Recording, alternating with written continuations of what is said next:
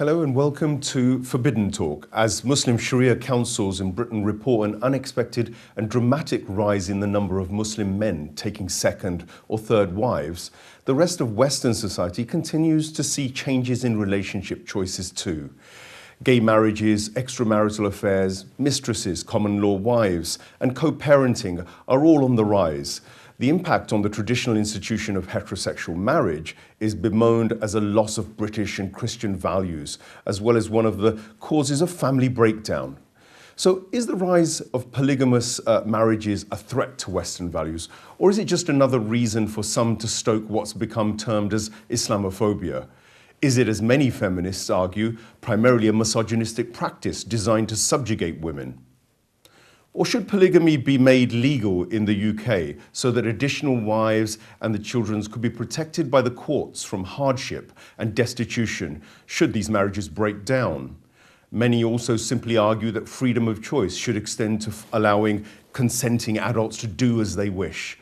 Well, with me to discuss whether multiple relationships are a source of subjugation or freedom in the studio today are Hasan Phillips, the man with 3 wives in Britain. Welcome to the show, Hasan. Thank you very much. And also Farouk Prue, an analyst from the Mecca Institute. Welcome, Farouk. Thank you for having me. We'll also be joined by various other guests later in the show, but first, here's a short look at the rise of polygamy in Britain. Polygamy is practiced in societies across the world, but in the West it is increasingly being tied to communities from South Asia, the Middle East, and even more specifically Muslims. A prominent Muslim legal expert warned that because polygamy is illegal in the UK, second and any subsequent wives and their children could be left destitute and without recourse to the courts should these marriages break down. On the flip side, extramarital relationships, mistresses, open relationships and co-parenting are also rapidly rising with damaging social impact, which includes family breakdown, depression, suicide and even child abuse. Official government figures estimate the number of polygamous marriages in Britain at about 1,000. However, Muslim social workers believe the actual total could be 20 times greater. The only legal polygamous marriages in the UK are the ones that involve foreign nationals who marry in countries where they are lawful, and they have to have been carried out before any of the people involved arrived in Britain. A BBC report recently said British Muslims were getting around this by taking one wife legally and then subsequent ones in unrecognised nikah services carried out in homes or mosques. Qala Hassan, a law lecturer and member of the UK's Islamic Sharia Council, told a Cambridge University law journal that the number of non-registered nikah-only marriages is showing a dramatic rise. This has wide implications for Sharia councils, as well as for the human rights of women, she said. Because polygamy was practiced underground, she said, if those marriages fail, the women and children are often left in a very vulnerable position. Religious laws, including Sharia law, who are doing the most to assist those vulnerable women and children affected by this legal loophole. Polygamy and unregistered marriages might well have a serious social implication, both good and bad, but stigmatising the religious law of any community and the even more dubious efforts of some campaigners in linking choice of relationship arrangements and religious rituals to extremism does little but contribute to a toxic atmosphere in which all aspects of Muslim life are depicted as a problem in the UK. So is polygamy a bad thing, or could it just be another lifestyle option for consenting adults, and should it even be legalised? So welcome back to the studio. Official government figures estimate the number of polygamous marriages in Britain at about 1,000. However, Muslim social workers believe the actual total could be 20 times greater. The only legal polygamous marriages in the UK are the ones that involve foreign nationals who marry in countries where they are lawful and then come to this country. They have been carried out, of course, before anybody arrives here. A BBC report this week said British Muslims were getting around this by taking one wife legally and then subsequent ones in unrecognised nikah services carried out in homes or mosques. Our first guest today is one example of this, perhaps. Hasan Phillips is married to 3 women and works as an administrator at Brixton Mosque and is dedicated to living an Islamic lifestyle.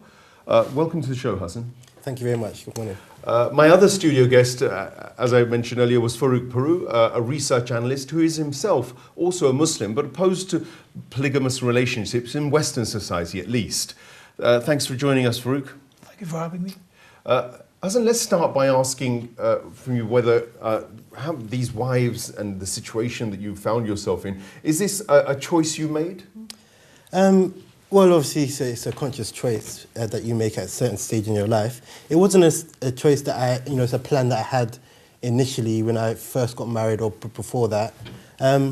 But certain opportunities arose, and then I investigated them, and they turned out to be quite beneficial ones, and it was obviously all consensual. So, eventually it became quite a firm choice that I thought this is something that I am capable of.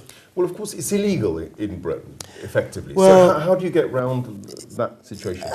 It's illegal in the sense of that if you were to, what's illegal in Britain is to register by law two females as your wife. That is what is called, bigamy.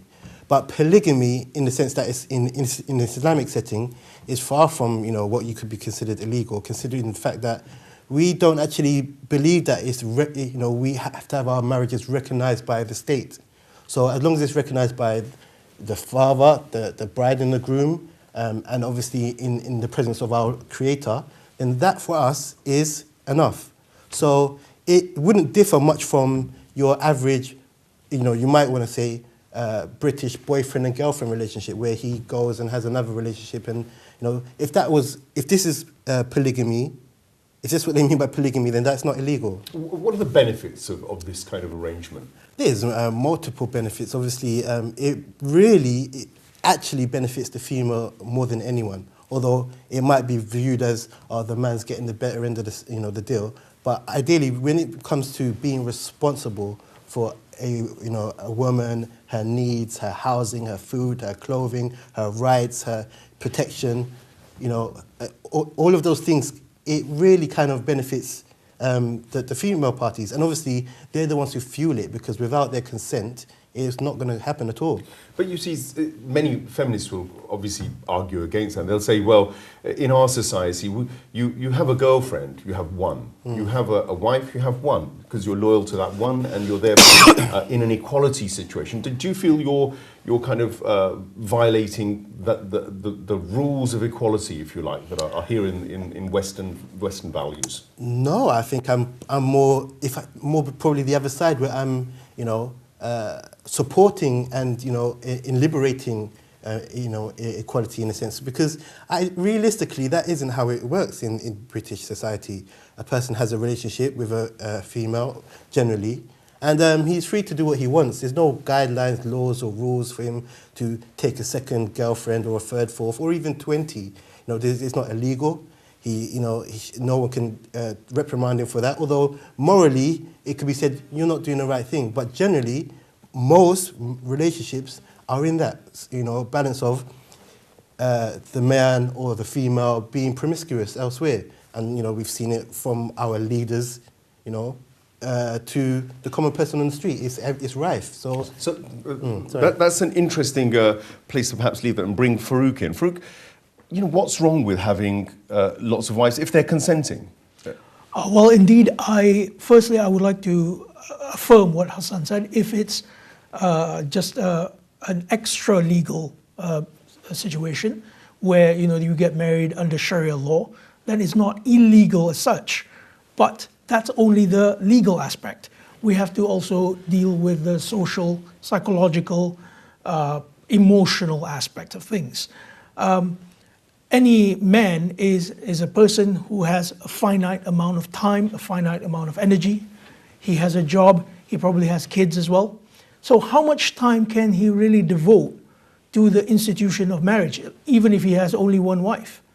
I mean, you can see, it's almost like a running joke. Women complain that their husbands don't have time for them. So what if you have 2 or 3 wives? You will have to divide that equally, and that is in fact a provision given by the Quran itself. In chapter 4, verse 3, the Quran talks about what is traditionally interpreted as a polygamous marriage. And the first thing the Quran says is, if you fear that you cannot do justice among these wives that marry only one.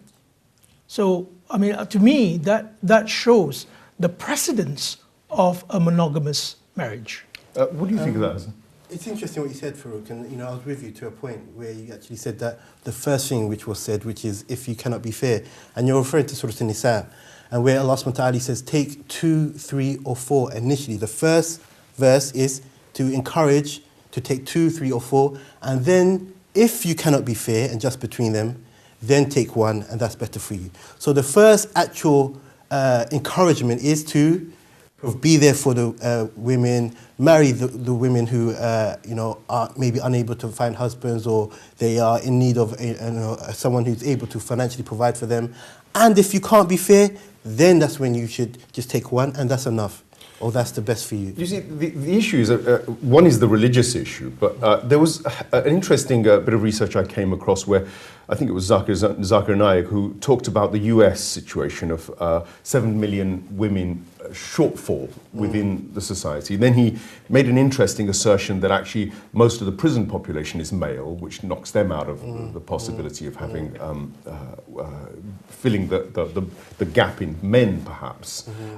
Then he talked about also the homosexual community, where the majority were actually male sort of gays, and they basically again dwindle the population. Then those men who don't want to get married. It was an interesting scenario where he actually started justifying polygamy on the basis that actually just from sheer numbers there are women out there who simply can't find men, so they can't find men also who are reliable. Is that something that's real? Is that just a sort of is that just a little bit of hocus pocus? No, there are some facts in the social statistics of the whole affair.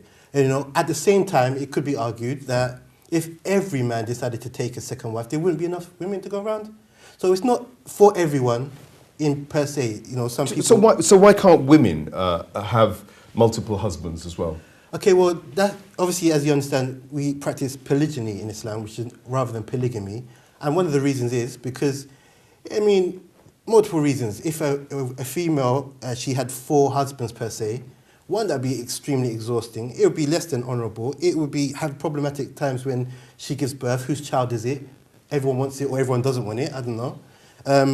Also, she has her menses where someone's, he's going to, on that cycle, he has to deal with a different experience than others. So he might be saying, this isn't my, You so see, it really doesn't work out. Okay, but there's an interesting here. The men, the women will get exhausted, but women, the men won't. The women, who's going to get exhausted? Are both parties going to be able to cope with this? This is an argument that feminists here will certainly disagree with. At the risk of being facetious, I would assume that the men will get more exhausted because with guys, I think we don't last as long, so that's all. That's just a biological fact. So. Well, the reality is, obviously it descends into a little bit of light humor here as well, but it's actually quite a serious issue in the sense that women in some societies, you'll go to Nepal, they do actually have multiple husbands. Indeed, and indeed. The equality issue is where you get stuck. And let's bring it to the current reality that immigrants, Muslims, people of other cultures are increasingly being regarded as almost like a threat or a danger. Isn't the promotion of polygamy yet another excuse for racists or right-wing people to say, hey, these people are bringing these kind of practices to our countries, they're changing our values. Does it not give ammunition to the right wing? Oh, quite so. But the right wing in itself is not really just in its appraisal. I think we should appraise polygyny on its own merit. Yes, indeed, it does contravene British values, but only British values of today. There was a time when it didn't contravene British values. So British values are by themselves relative, which is fair enough. But at the moment, we should ask ourselves, when a woman becomes a second or third wife, does it really benefit her emotional state and her social standing? As far as my experience goes, I don't see that happening. Although I must say there was an exception. I have come across a professional lady who preferred to be a second wife simply because she did not have time. Well, this is really interesting, like part-time husbands. Yes, You know, indeed. if there's a working woman and she's actually a professional career woman, she just wants somebody who's in her life partly because she's so busy. Exactly. What do you say in a situation like that? Are there some situations where it could work? There is indeed. I mean, this is one thing we need to understand, that this is a whole spectrum of human experiences.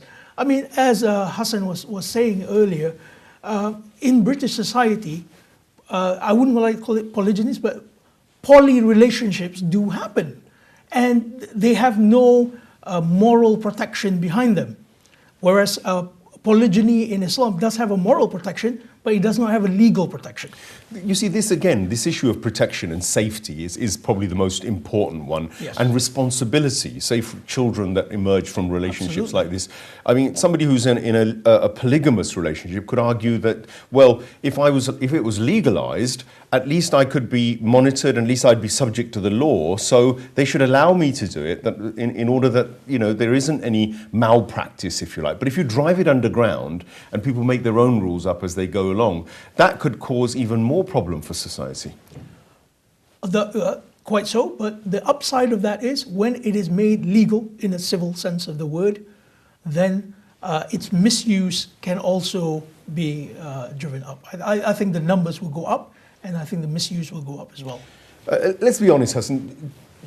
Are your wives ever jealous? Is there a problem managing 3 wives? I think, you know, in any relationship where, you know, intense feelings are normal, and you know, incidents of jealousy can stir up. You know, it's about you being able to manage that, and that could happen, you know, if you had 4 or 5 kids and you've always got a favourite son or a daughter, and you try not to show your favouritism to the other children, and if they catch on to that, then it can cause up, you know, infighting, let's say. Not that that happens in my home, but, you know, it can happen if it's not managed properly. So, of course, this is something that has to be kind of, you know, mindful. You know, even amongst any kind of relationships, your brothers, if you've got 5 brothers or 5 sisters or 4 wives or 10 kids, you have to manage that, you know, in a way which doesn't arouse, stir up, you know, conflict of jealousy. So, yeah, it can happen. Your workplace is a mosque, so Right. I might argue that actually you're not affected so much because the society you're in would accept it because it's their kind of religious practice. But if you were working in a mainstream environment, would you care how people thought about you and what they thought about Islam or in that circumstance? And when and if you meet people who are non-Muslims or non-polygamous supporters, what reactions do you get? Well, it's quite interesting. Obviously, I do work in a mosque, but I also work, you know, I have my own businesses and I have my other activities outside of the mosque. And I interact with a lot of people, Muslim and non-Muslim alike. And it is interesting, the responses, because really, if I was bothered about people's opinion on what I feel the Creator has ordained for me, then I wouldn't be wearing this beard and this thobe, and I wouldn't be, you know, practicing my Islam openly as I do. You know, because it's already a kind of targeted faith, you might want to say, where, you know, just being a Muslim is enough of a reason for people to stigmatize you.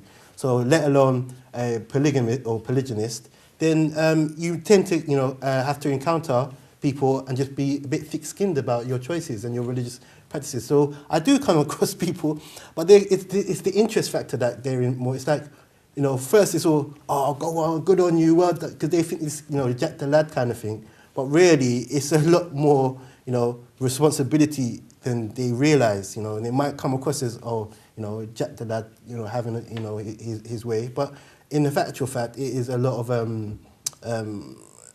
like I said, responsibility that's involved in it. So once they kind of understand that, then they can see the benefits and they can kind of understand, especially non-Muslims, where they'll say, okay, well, maybe not for me, but I can understand why you did or why she would, you know, and that is what we really kind of want from them. But there's the other flip side, Farouk. I mean, what about women, for instance, who don't get asked for consent for a second wife? Say a man decides that he wants to marry a second woman and he's got no real good reason, perhaps, for subjecting the first one to a second wife, given that she hasn't given him any permission, because there are people who don't ask permission. Is that a kind of healthy thing? It's very unhealthy, but unfortunately it is the norm. You see, the thing is, the institution of polygyny, if you accept that interpretation of that verse I mentioned, the institution is meant for a positive effect. Is it used by the majority of Muslims for that reason? I personally have not experienced that. I've not seen that myself. In fact, in Malaysia, where I originally come from, men tend to run away to Thailand, where they have illegal or extra-legal polygynous marriages. And they do this because they cannot get the wife's permission. You see, and then they come back and it's a very acrimonious situation between the first and second wife. And they are not doing it to marry orphans. They're not doing it to help social mobility. They're doing it because they want a younger woman that visually pleases them, probably. And unfortunately, this places the woman in a very disadvantaged situation. So this is kind of a vanity, really. And ethically, is that something which is something permissible within Islam, or is it just a cultural thing that we've got there? I mean, in my understanding of Islam, I do not see that as something which is ideal. In fact, in the Quran, chapter 30, verse 21, Allah talks about the mates, our spouses, and the phrases used are very singular in nature, one-on-one kind of thing. So I don't see that to be the ideal. And furthermore, I just don't think that in this society it is doable.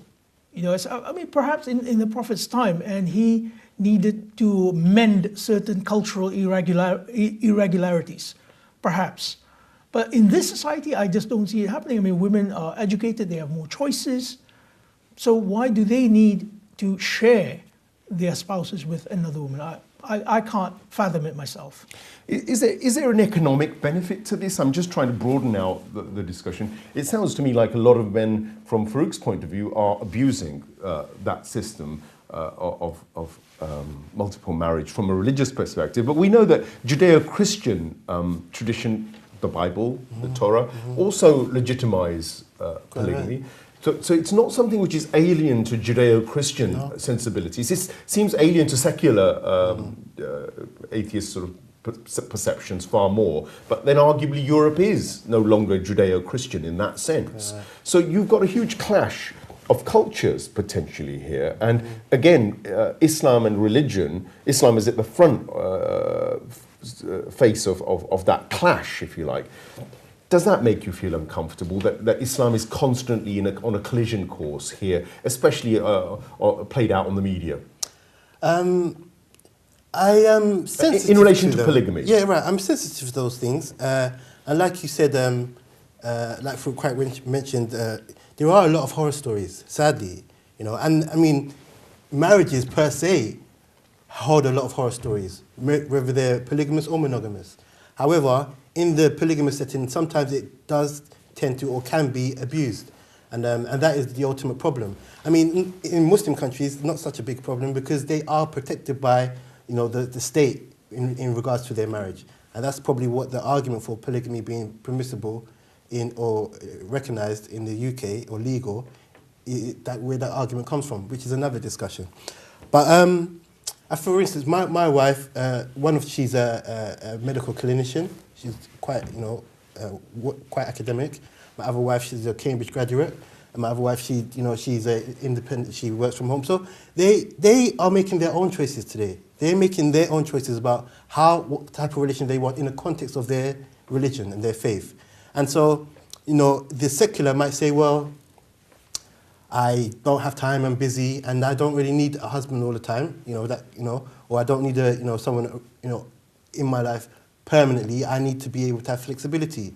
And so therefore, the solution of Islam, it is actually a benefit for all times, all societies, in all states. It's just how it is implemented. If it's implemented correctly, there's not a problem. Well, this is such a rich subject. We're going to come back to economics again and social benefits and how the family situation might benefit or not, how it would affect the children. I think that's another interesting area I'd like to explore with you, Farouk. But I think it's only right that we bring in the ladies at this stage, and we have Layla Hunt with us, I believe, online. And Layla, welcome to the show.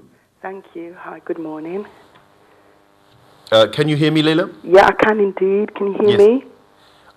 I'm finding your line is a little bit difficult to hear, but I'm going to try and follow what you say. But Leila, we're discussing polygamy. You yourself live in Ghana. You're married to a society, if a way, or a person who comes from a society where polygamy is perfectly normal. Yes. And yet you're a British raised lass from Birmingham, no less. Yeah. How do you feel about that culture?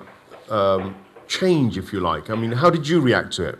Well, my father, he has got 2 wives, and what I've seen of the action with my father and his wives, it can get a bit daunting because, one wife don't get on with the other, or the other wife don't get on with the children. So, for me, I'm not, I wouldn't be an acceptance of polygamy, because there can be loads of misunderstandings and confrontations within both sets of the families with each wives,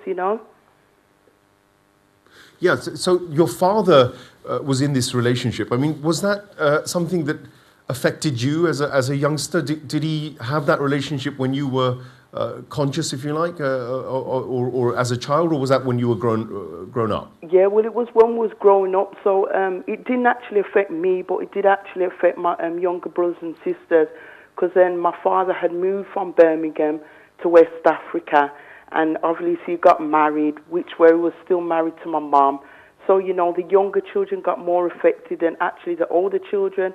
So then once I got to Africa, doing, the work that I'm doing, seeing the life that he's living with 2 different wives, I then realised, it can be, polygamy, it suits different kind of people, because maybe you've got a wife who can't have children, and then you'll probably go for another wife because she can have children. So, again, it just depends on the individual circumstances and how they would actually feel about it, and how there would be acceptance towards it.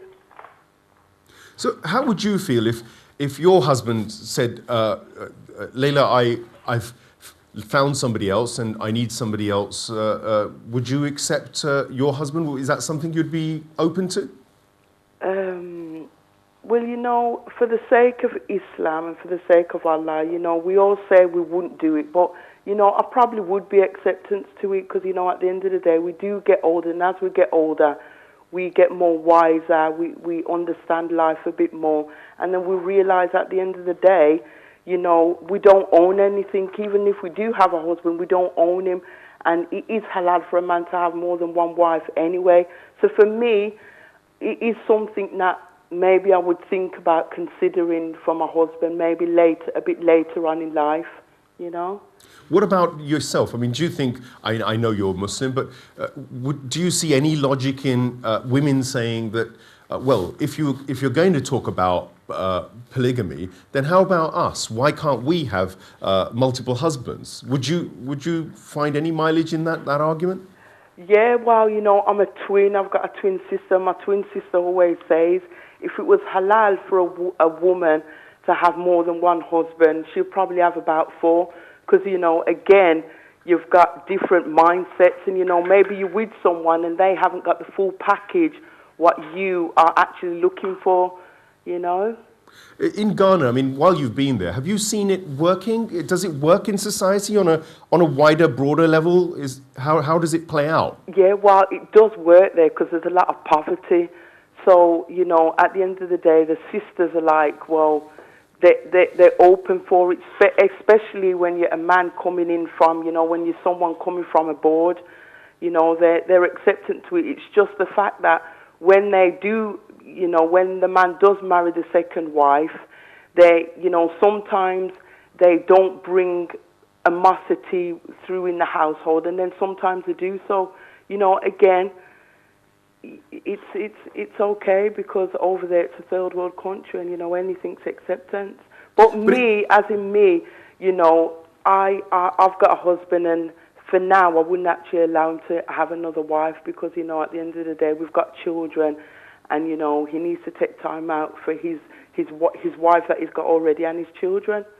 Yeah, but for women, the obvious thing that comes to my mind is that, well, you know, if you were to have 4 husbands, you actually might not be able to, maybe do a DNA testing now you could, but in the old days, you certainly wouldn't know which of them was the father. That would have been an issue. And as a man, I could have to say that men are hugely jealous creatures as well. It's not just women. And I think for a man to accept that his wife is going to be effectively, you know, sleeping around with other men is almost impossible for most men to bear. Whether that's a cultural issue or something deeper, I don't know. But would you say it's something which smacks against the nature? Now, well, let's talk about the nature. What is naturally what people desire these days? I think that idea of nature has gone because people say we pick and choose what we want. But what do you feel about the idea of fitra within, especially certain discourses, which is the Arabic word for nature?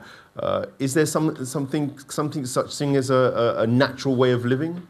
Yeah, well, there is. You know, at the end of the day, the natural way of living is you've got your husband and you've got one husband and your husband's got one wife.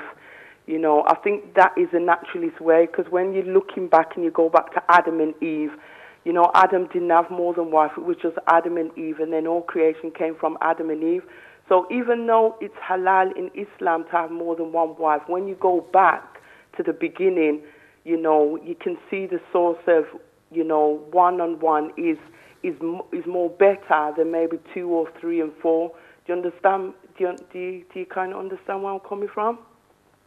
Well, the prophetic traditions, whether it's Abraham or whether it's sort of any of the prophets, you tend to find that they also engaged in polygamous relationships. But I'll leave it there just for a second, Lily, but stay with us. Okay. I'd like to bring you back once we've had some reactions from the studio here. What do you think? Here's a woman who's married, whose father has been in a sort of multiple relationship, and she seems perfectly comfortable and fine with it. So what's your reaction to say, Layla's view of this, that wisdom amongst women or amongst couples as time goes on could allow such situations to emerge? Well, you know, I'm in no position to second guess what Layla's experience is. So, I mean, I support her freedom to make a choice. What worries me is when women make that choice, and I'm not saying Layla, but other women make that choice under duress. There was a case where a top Islamic clergyman in Malaysia, he took on a third wife who was 18 years old. I mean, he was in his 60s. And I mean, the girl came from a very disadvantaged background. So it is not really difficult to see why people were saying she took that marriage simply because she needed social mobility. So I would ask the question, why didn't he just give her an endowment and allow her to marry a person closer to her age? Maybe, so this is an issue of empowerment as well, that if in a society economically the woman is subjugated by men or male society, then she's almost reliant. Afghanistan is one case where I've done a bit of research, and it seemed quite clear that the economic power lay so strongly with men that women were married off or sold, actually. In that's a cultural thing out there, that they sold those women, and that surely has all sorts of ethical ramification, whether it's from a religious perspective or not. That surely isn't right. And it happens also not just with Muslims, but other societies as well. I mean, in literature around Chinese immigrants to Southeast Asia in the turn of the 20th century, they had this issue as well. They were selling their daughters for social mobility. This is no judgment on that society, but I'm just saying that this was norm at the time. So Hasan, there's a male power thing going on here. Traditionally, men have controlled the economics, controlled society. Isn't it a clear failure of even Muslim culture? I'm not saying religion, I'm saying, isn't it clear failure of Muslim societies to address that issue of male abuse of power? And isn't polygamy actually the way it's used by often, we'll say in the Middle East or in sort of Muslim countries, or isn't it really just an expression of that misogynistic power that men have? I can agree to an extent, and I disagree to an extent. I agree that, you know, the imbalance, you might say, is something that should be addressed, really. You know, that there shouldn't be this kind of this masculine bully boy mentality where, you know, it's my way or the highway, and without me you're going to suffer, and that kind of thing. But how do you address it is a whole other, you know, discussion, and a long one probably. As for it's the polygyny being an expression of misogyny. I don't quite agree with that. I think, like I said, it's the women who fuel it. If a woman is not consenting, then it's not going to happen. If the father of the woman is not consenting, it's not going to happen. So she has to have a consenting parent, and she has to be consenting herself. And she could always get into choose a monogamous marriage and say on her conditions of her marital contract, I don't want you to marry anyone else. And that's the terms and conditions. So there are a lot of protections that are in place before it actually got to that stage. So it's not just, willy-nilly a man, he just picks up women off the street. And you do find, it seems to be a bit of a trend I've seen online where men are going, marrying Syrians, because maybe exploiting that bit of instability. An exploitation. Absolutely, I feel so. But you can't judge we don't know what the details behind each case is. But I wouldn't say this misogynistic. Okay, Leila, bringing Leila back into the conversation. Hello, Leila. Hi. Are you still with us? Yes. Yeah, I'm still here. Okay. The issue is really here male power and misogyny. I mean, do you think that actually, although in essence it may be okay for men to have the freedom to marry, in fact what they're doing it for is really just to maintain power and control over women in those societies, especially where the laws don't offer the protection or don't offer as much equality to women as perhaps they should? Well, just to cut you, I'm going to give you a fine example of something that I went through myself. My first marriage, me and my husband was married for 6 years. And on the 6th year, when I started going to Ghana, starting the charity work, he was going to Morocco doing business. So 6 months down the line when I was in Ghana and I came back to England and my husband came back and we met up, I got to find out through the grapevine that he had another wife who was in Morocco. He had met a lady, got married, and had started a new life in Morocco, but was able to go back and forth and make me think that he's doing business. And when I did actually find out, he said he's only got married because I'm in Africa doing business and she can help out with the children. And when I really thought about the pros and cons, I just said to him, well, you know what, at the end of the day, you've found another wife. I think we should separate on the basis that you found another wife and you didn't have the heart and the courage to actually sit down and say, well, Lay, these are my expectations. I'm not receiving them from you, so I'm going to get another wife. You understand where I'm coming from? So, yes. Again, a lot of men, they like to be domineering, and sometimes they're with sisters and they can't dominate them. So they have to, go and find maybe another wife that they can dominate. Do you understand where I'm coming from?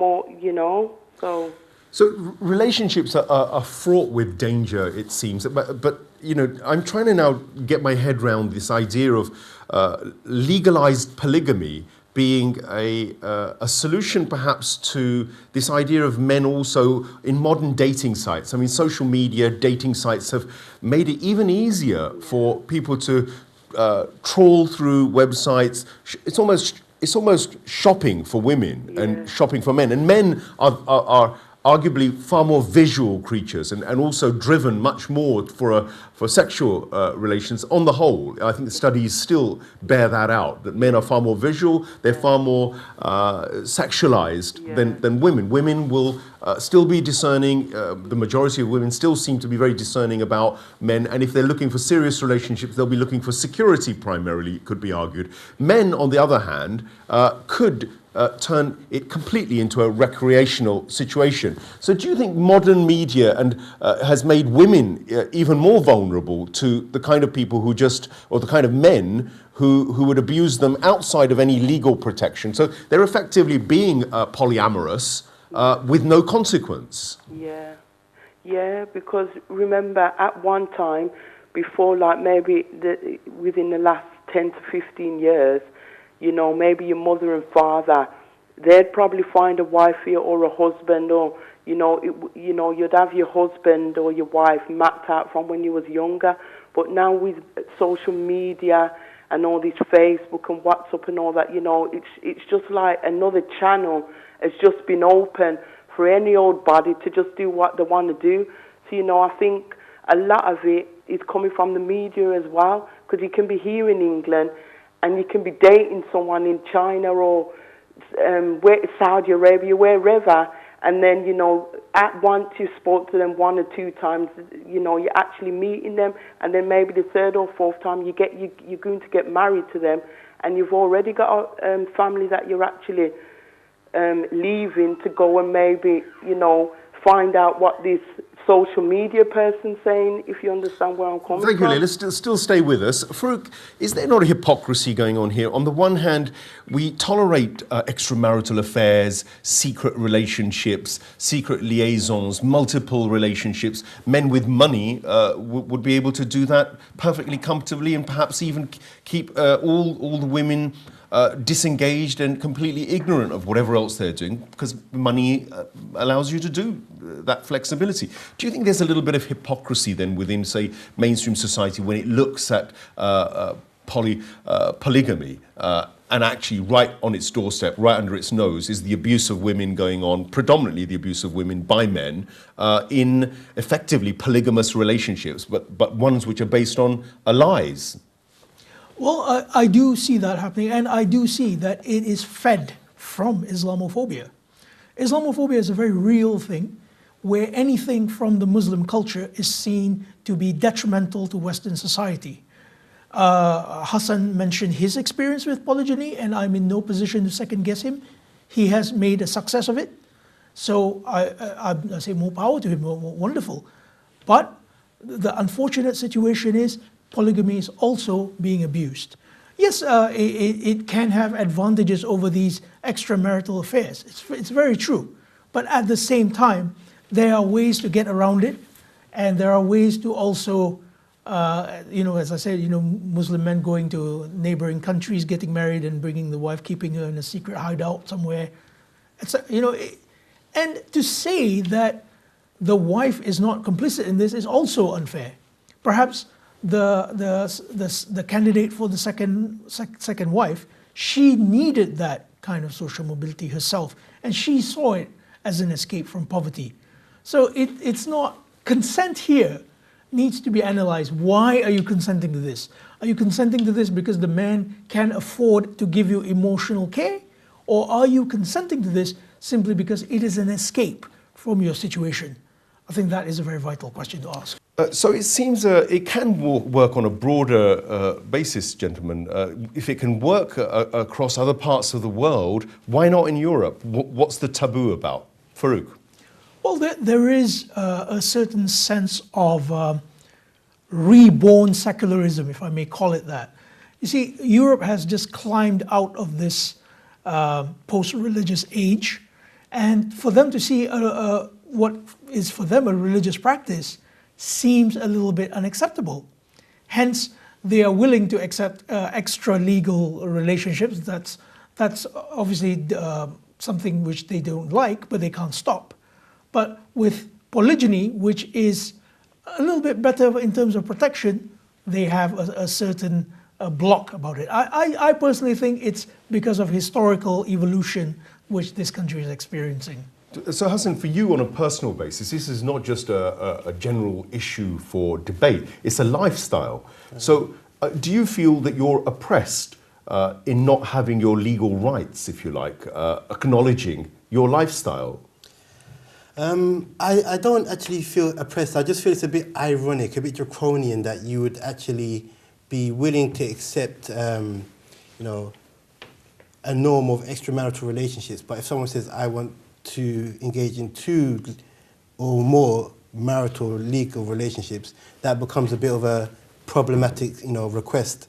And I think ultimately, for me, the problem is, what I would like to be, implemented by, let's say, British law, it's going to take a bit more than what is actually manageable by, the state or anyone, because it actually means that you have to, illegalize, fornication and, adultery.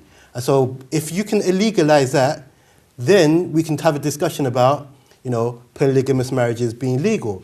But if it's not going to be illegalized, then what difference does it make to me or any other Muslim who gets married in the mosque?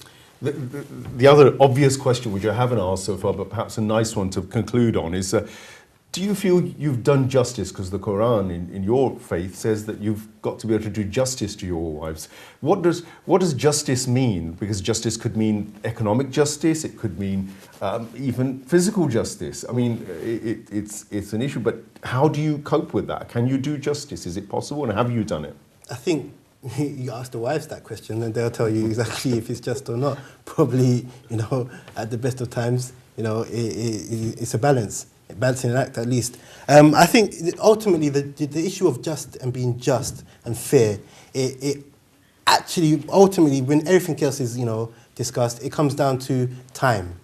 If you're given equal, you're given provision. If a wife has a house, so do all your wives have houses separate? Oh yeah, of course. And how do you afford that economically in this country in this day and age? Do you think that's even possible? I mean, it's tough in London, one of the most expensive places in the world actually to live. Do they work? Do your wives work? Like I said, one of them, she's a clinician, so she does work at the moment. And the other 2, we work on a family business together. And your children, I could see one benefit is that if there was a group situation, they could sort of share the babysitting perhaps. Does that happen, or is that a no-no? No, that happens. Eid and occasions, for instance, if there's a pregnancy or someone's, got to be rushed to hospital or an emergency, of course we all, get in and, help out each other as a family unit. So if moving house, for instance, there's a overlap between moving into a new property, then we will kind of tolerate being in one household, wives, for a period of time, for the betterment of the family. That's for the kids, they love it. They have, brothers and sisters, and they enjoy that kind of, big family environment. So when they gather at Eid, yes. Is it harmonious and peaceful, or does a riot break out? No, it's generally harmonious, but there's always, it can always be on the cards. So you have to kind of be monitoring when you're with your wives in like when we're all together, you kind of have to be a bit of a more sterner character, to be fair. You can't just be having an odd private joke and an odd cuddle. It can really affect somebody else. So you have to be mindful of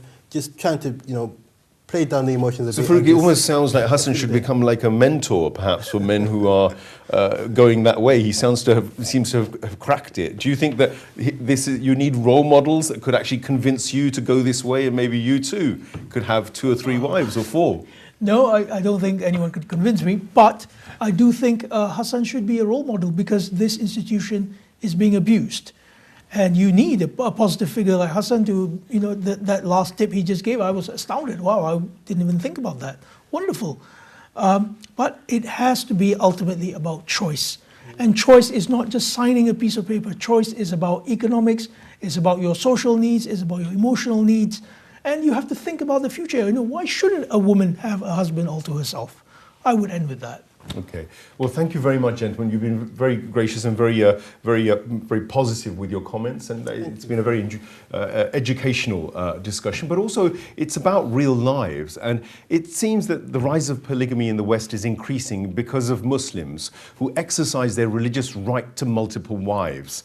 The feminists see this as a rolling back of hard-won equality for women in the West and see it as a huge threat. Nobody is pushing for polygamy to be legalized in the UK, but those who fear its rise as an unacceptable change in secular values are fighting to tighten up laws even further.